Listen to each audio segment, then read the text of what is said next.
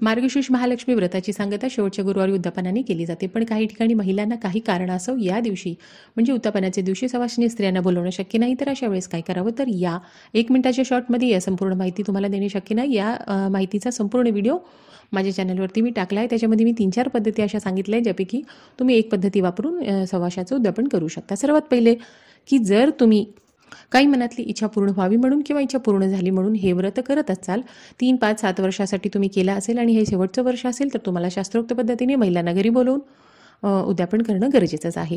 पण तुम्ही वर्षानुवर्षे हे व्रत करत असाल आणि एखाद्या वर्षी तुम्हाला हे शक्य नाही, तर तुम्ही यापैकी एका पद्धतीने उद्यापन करू शकता. सर्वात पहिले की तुम्ही ज्या पद्धतीने दर गुरुवारी उपासना, पूजा, अर्चा, नैवेद्य, आरती, कथा करता त्याच पद्धतीने करायची आहे. गाईला गोग्रास काढून ठेवायचा आहे आणि या दिवशी पूजा झाल्यानंतर ब्राह्मणाला शिधा, वस्त्र, दक्षिणा हे सर्व तुम्ही देऊन अशा पद्धतीने उद्यापन